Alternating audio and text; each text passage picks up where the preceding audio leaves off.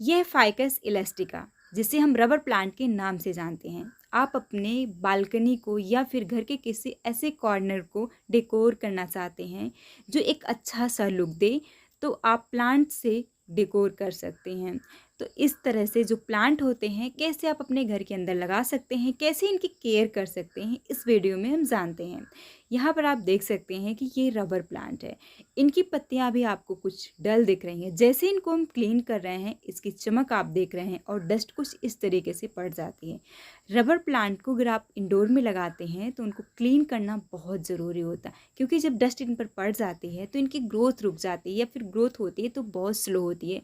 और हम चाहते हैं कि जो भी हम प्लांट लगाए हैं उनकी ग्रोथ अच्छी हो, उनमें चमक बनी रहे, खासकर इंडोर प्लांट में। और इंडोर प्लांट में प्रॉपर धूप नहीं मिल पाती है तो ऐसे में उनकी ग्रोथ रुक जाती है, क्योंकि जो भी प्लांट होते हैं उन्हें धूप की आवश्यकता तो थोड़ी बहुत होती ही है। बस इंडोर प्लांट जो होते हैं उनको ब्राइट लाइट पहुंचती है, या फिर कई ऐसे प्लांट होते हैं जिनको हम आर्टिफिशियल लाइट में घर के अंदर बल्ब के आसपास रखते हैं तो भी वो चल जाते हैं।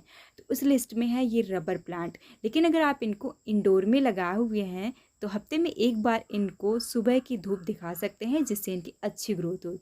इनकी पत्तियों को क्लीन करते रहेंगे तो हमेशा तरोताज़ा रहेंगे, देखने में बहुत ही खूबसूरत लगेंगे। तो यहाँ पर इनकी पत्तियों को कॉटन के कपड़े से कुछ इस तरीके से क्लीन करना है। आप नॉर्मल शैम्पू ले लीजिए कोई भी, और थोड़ा सा पानी में डाल दीजिए, फिर कॉटन के कपड़े को डुबो लीजिए, फिर कुछ इस तरीके से इनकी पत्तियों को क्लीन कर दीजिए। एक बार आप शैम्पू वाले पानी से क्लीन करके फिर वापस से नॉर्मल पानी से क्लीन कर दीजिए, तो इस पर किसी तरह का स्पॉट नहीं पड़ेगा। अगर आप इनको सिर्फ पानी का स्प्रे कर देते हैं तो कई बार इनमें जो लगी हुई डस्ट रहती है वो छूट नहीं पाती है और पानी के स्पॉट बन जाते हैं। खासकर इस तरीके के जो प्लांट होते हैं जिनकी पत्तियां चौड़ी होती हैं, चमकीले होती हैं, तो उनको इस तरीके से कपड़े से क्लीन करना पड़ता है। अब इनको हम क्लीन करके हमें सीधा करना है, क्योंकि ये प्लांट की जब हाइट ज़्यादा हो जाती है तो ये झुकने लगता है किसी भी तरफ। तो यहाँ पर कुछ हम स्टिक का सहारा देकर इनको बांध देंगे।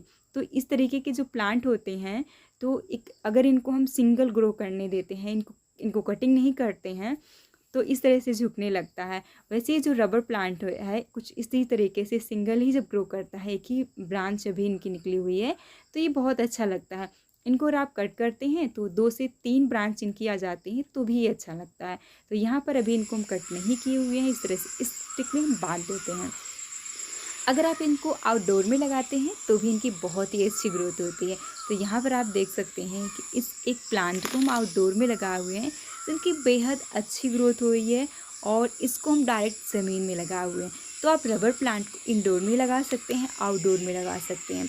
अगर आप इनको इंडोर में लगाते हैं तो इनको हफ्ते में एक बार सनलाइट में रख दीजिए, ताकि इनमें प्रॉपर धूप पहुंच जाए और ये अच्छे से अपना फूड बना सके, क्योंकि इंडोर प्लांट को भी धूप की आवश्यकता होती है। वैसे इस तरीके के प्लांट बहुत ही अच्छे से इंडोर में ग्रो होते हैं। तो अगर आप अपने गार्डन को या फिर अपने घर को, बालकनी को डेकोर करना चाहते हैं और बहुत ज़्यादा धूप नहीं आती वहाँ पे, तो आप इस प्लांट को लगा सकते हैं। इसमें आपको बहुत सारी वैरायटी मिल जाएगी।